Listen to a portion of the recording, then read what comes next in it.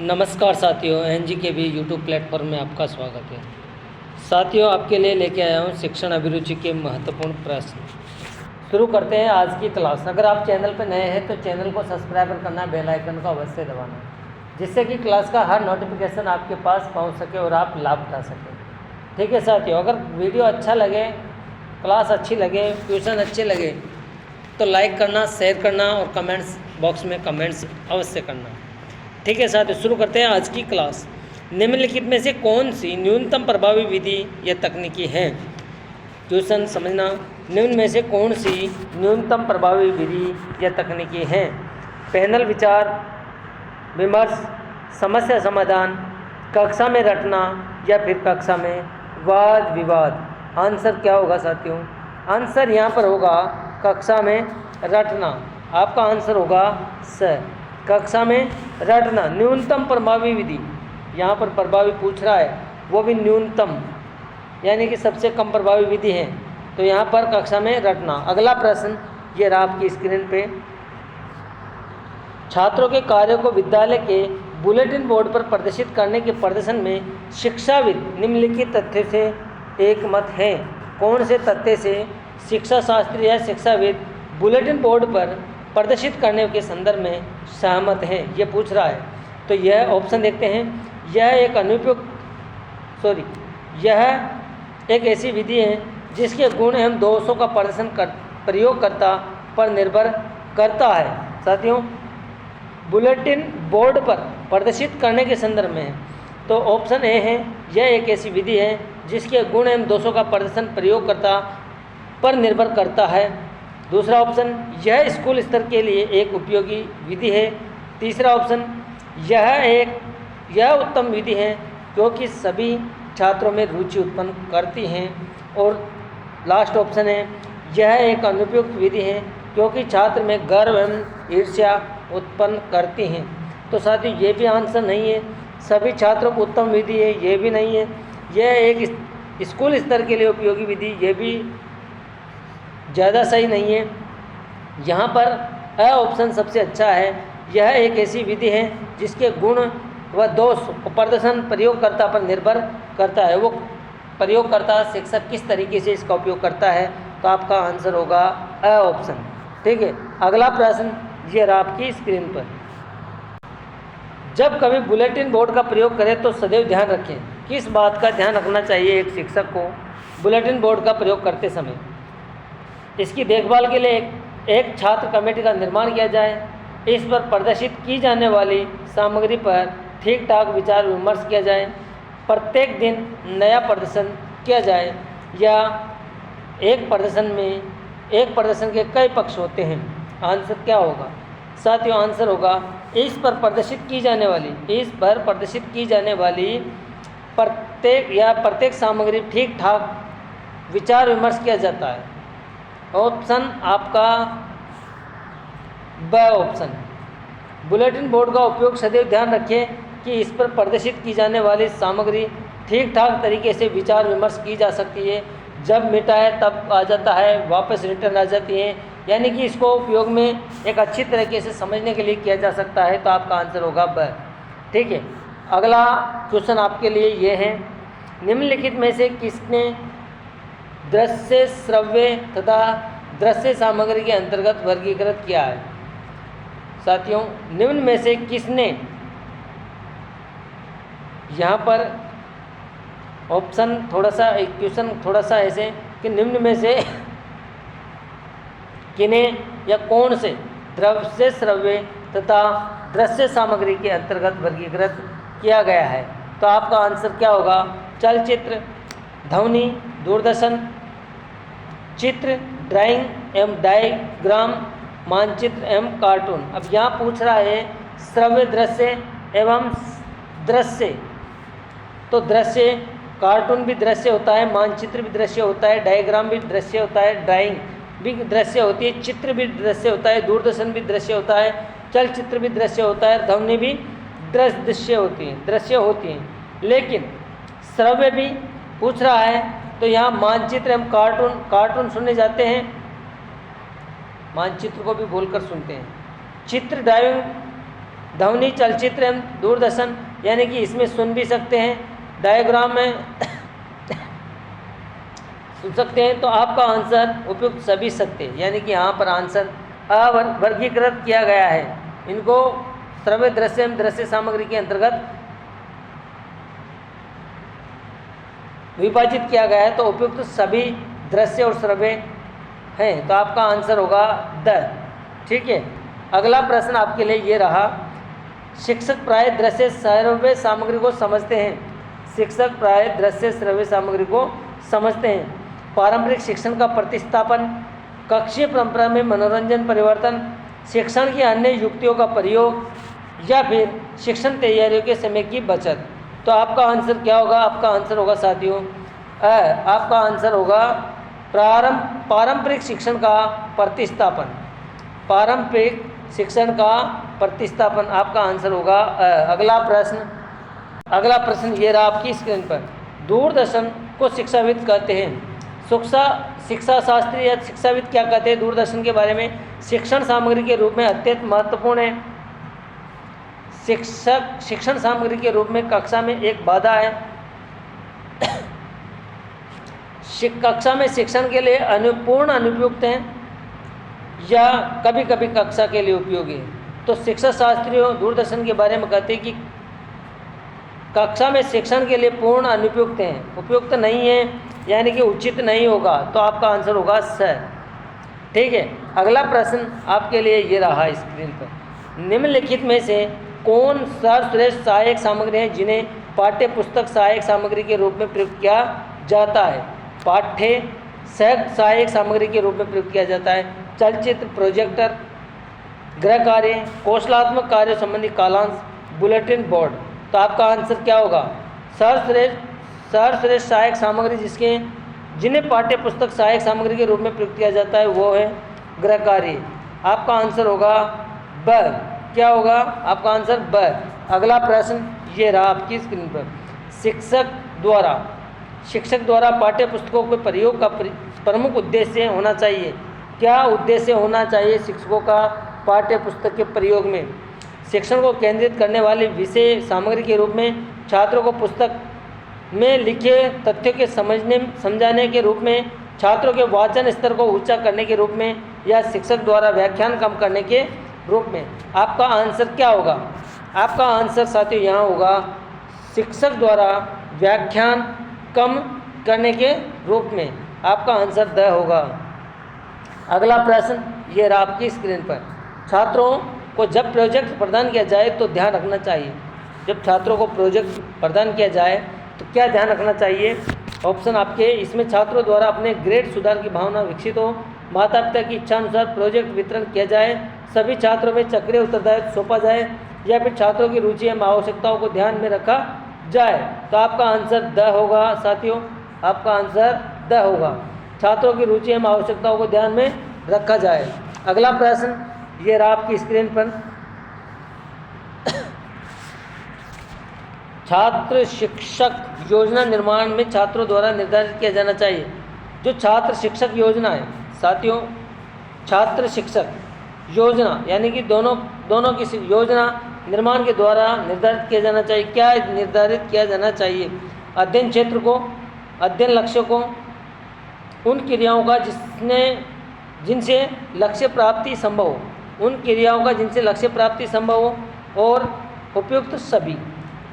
शिक्षक छात्र योजना निर्माण में छात्रों के द्वारा निर्धारित किया जाना चाहिए उन क्रियाओं को जिनसे लक्ष्य प्राप्ति की संभव हो। आपका आंसर होगा साथियों। ठीक है, आपका आंसर क्या होगा? स। अगला प्रश्न ये रहा। अगला प्रश्न आपके स्क्रीन पर। फील्ड टिप्स के आयोजन में शिक्षक को ध्यान देना चाहिए। फील्ड टिप्स के आयोजन में शिक्षक को ध्यान देना चाहिए। क्या ध्यान देना चाहिए? शिक्षक को सभी माता पिता से पूर्व आज्ञा पत्र प्राप्त कर लेना चाहिए। छात्रों की बार बार उपस्थिति लेना समय का दुरुपयोग है। सही बात है भाई। छात्रों को स्वयं यातायात की व्यवस्था करनी चाहिए। ये संभव नहीं है। उपयुक्त में से सभी सत्य हैं, ये भी संभव नहीं है क्योंकि ये दोनों गलत हैं। शिक्षक को सभी माता पिता से पूर्व आज्ञा पत्र प्राप्त कर लेना चाहिए। आपका आंसर होगा अ।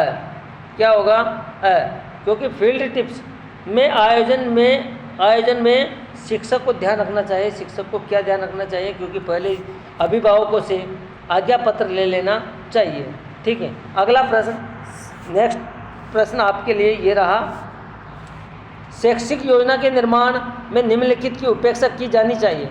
शैक्षिक योजना के निर्माण में निम्नलिखित की उपेक्षा की जानी चाहिए। किसकी उपेक्षा की जानी चाहिए? छात्रों का पूर्व ज्ञान, छात्रों की रुचिता आवश्यकताओं में अंतर, छात्रों की उन्नति ज्ञात करने के साधन, या फिर छात्रों की आवश्यकता पूर्ति के लिए प्राप्त समय। आपका आंसर क्या होगा? आपका आंसर होगा साथियों छात्रों का पूर्व ज्ञान। यहाँ पर ऑप्शन नहीं डाल रखे, लेकिन अ ऑप्शन आपका सत्य है। अगला प्रश्न आपके लिए ये रहा स्क्रीन पे, समस्त शैक्षणिक योजना का केंद्र बिंदु है। समस्त शैक्षणिक योजना का केंद्र बिंदु है क्या है? यूनिट इकाई का निर्माण, दैनिक पाठों का सूक्ष्म विवेचन, पाठ के सूक्ष्म उद्देश्य का निष्कासन एवं शिक्षण की संपूर्ण योजना का निर्माण। क्वेश्चन समझने की बात है, समस्त शैक्षणिक योजना का केंद्र बिंदु क्या होना चाहिए? यूनिट इकाइयों का निर्माण ये नहीं है, दैनिक पाठ योजना का सूक्ष्म विवेचन ये भी नहीं, पाठ के सूक्ष्म उद्देश्य का निष्कर्ष एवं सूक्ष्म की संपूर्ण योजनाएं का निर्माण। तो साथियों आपका आंसर होगा उद्देश्य का निर्माण या उद्देश्य का निष्कर्षण। पाठ के सूक्ष्म उद्देश्य, क्या उद्देश्य निकल रहा है पाठ में, उसका निष्कर्षण। आपका आंसर होगा स। अगला प्रश्न, निम्नलिखित में से समय क्रम के अनुसार शैक्षिक योजना निर्माण का अंतिम चरण कौन सा है? साथियों यहाँ पर पूछ रहा है कि शैक्षिक योजना जो होती है विद्यालय में, यानी कि जुलाई से शुरू होती है और अप्रैल तक चलती है, मई तक, तो उसमें लास्ट में जो योजना का अंतिम चरण है वो कौन सा है? दैनिक पाठों का सूक्ष्म विवेचन करना, बृहद यूनिट पाठ योजना का निर्माण करना, शिक्षण की संपूर्ण योजना का निर्माण करना, या फिर शिक्षण के उद्देश्यों का निर्धारण करना। आपका आंसर क्या होना चाहिए? एक बार क्वेश्चन समझते हैं। शैक्षणिक योजना निर्माण का अंतिम चरण कौन सा है? अंतिम चरण कौन सा होता है? सूक्ष्म विवेचन नहीं हो सकता, बृहद यूनिट पाठ योजना का निर्माण ये भी नहीं है, शिक्षण की संपूर्ण योजना का निर्माण ये शुरुआत में कर लिया जाता है, शिक्षण के उद्देश्यों का निर्धारण। साथियों शिक्षण के उद्देश्य क्या है उनका निर्धारण करके मूल्यांकन होता है। तो आपका अंतिम आंसर क्या होगा? आपका अंतिम आंसर या अंतिम चरण होगा शिक्षण के उद्देश्य का निर्धारण है मूल्यांकन। तो आपका द आंसर होगा। अगला प्रश्न ये रहा आपकी स्क्रीन पे, शिक्षक द्वारा या शिक्षक छात्र सहभागिता के आधार पर शिक्षण कार्य योजना के निर्माण का सर्वाधिक दुर्बल पक्ष हैं। क्वेश्चन एक बार फिर समझते हैं। शिक्षक छात्र सहभागिता यानी शिक्षक और छात्र की सहभागिता के आधार पर शिक्षण कार्य योजनाओं के निर्माण का सर्वाधिक, शिक्षण कार्य की जो योजना चल रही है उसके निर्माण का सर्वाधिक दुर्बल पक्ष है। सबसे कमजोर पक्ष क्या है? यह शिक्षण छात्र के मध्य शिक्षण पाठों संबंधी अनेक विवादों को जन्म देता है। यह शिक्षक को अपने मौलिकताओं के प्रदर्शन का सुअवसर प्रदान करता है। यह प्राय निम्न स्तरीय अधिगम अनुभव को प्रेरित करता है। यह शिक्षक के महत्व को गौण कर देता है। आपका आंसर क्या होगा? यह आंसर होगा आपका, यह शिक्षक को अपने मौलिकताओं के प्रदर्शन पर या प्रदर्शन का सुअवसर प्रदान करता है। आपका आंसर ब होगा। आपका आंसर ब होगा। अगला प्रश्न ये रहा आपकी स्क्रीन पे, एक शिक्षण कार्य योजना को सर्वोत्तम ढंग से निम्नलिखित रूप से परिभाषित किया जाता है। एक शिक्षण कार्य योजना होती है उसको सर्वोत्तम ढंग से, सही तरीके से या सबसे अच्छा तरीके से परिभाषित किया जा सकता है, रूप में परिभाषित किया जा सकता है। ऑप्शन देखते हैं। महत्वपूर्ण अधिगम क्षेत्र के संदर्भ में अपनी शिक्षण योजना को कार्यान्वित करने के ढंग के रूप में। दूसरा है तार्किक क्रम में आबद्ध ज्ञान के रूप में। तीसरा है विषय वस्तु के निर्माण योजना के रूप में। और चौथा है प्रत्ययों के समसामयिक संगठन के रूप में। आपका आंसर क्या होना चाहिए? शिक्षण कार्य योजना में सर्वोत्तम ढंग से प्रस्तुत किया जाता है, परिभाषित किया जाता है, तो ये आपका आंसर होगा महत्वपूर्ण अधिगम क्षेत्र के संदर्भ में अपनी शिक्षण योजना को कार्यान्वित करने के ढंग के रूप में। ठीक है, आपका आंसर अ होगा। अगला प्रश्न ये रहा आपकी स्क्रीन पे, यूनिट हैं व्हाट इज यूनिट, अंडरस्टैंड। थोड़ा सा यूनिट शब्द को समझना, उसके बाद में आप स्वतः ही आंसर देंगे। यूनिट इंग्लिश में दे रखा है और यूनिट क्या है, ठीक है। अब समझने की बात यह है कि आंसर क्या होगा। अब आंसर देखते हैं। शिक्षक द्वारा प्रयुक्त संपूर्ण पाठ योजना एक यूनिट होती है। पाठ होता है जिसको यूनिट बोलते हैं, एक यूनिट अलग होती है। और यूनिट क्या होती है वो पूछ रहा है, ठीक है भाई। ट्यूशन जैसे पढ़ाते हैं तो इस यूनिट में से इतने पर्सन हो गए, ये यूनिट में इतने पार्ट है, ये इस तरीके से समझने की बात है। थोड़ा सा मोटे दिमाग से सोचना। अब आंसर देखते हैं इसमें क्या है, यूनिट क्या है। ऑप्शन देखते हैं। शिक्षक द्वारा शिक्षक द्वारा प्रयुक्त संपूर्ण पाठ योजना, एक तो पाठ योजना शिक्षक द्वारा तैयार की। दूसरा है अधिगमित क्रियाओं की दीर्घ श्रृंखला जिसे वर्णित उद्देश्य की प्राप्ति के क्रम में व्यक्त किया जाता है। एक है किसी विशेष विषय के प्रयुक्त पाठ योजनाओं का एक विकसित क्रम है, पाठ योजनाओं का विकसित क्रम। और एक बोल रहा है उद्देश्य एवं शिक्षण विषय वस्तु को एक संगठित रूप से क्रियान्वित करने की योजना। अब साथियों आंसर क्या होगा,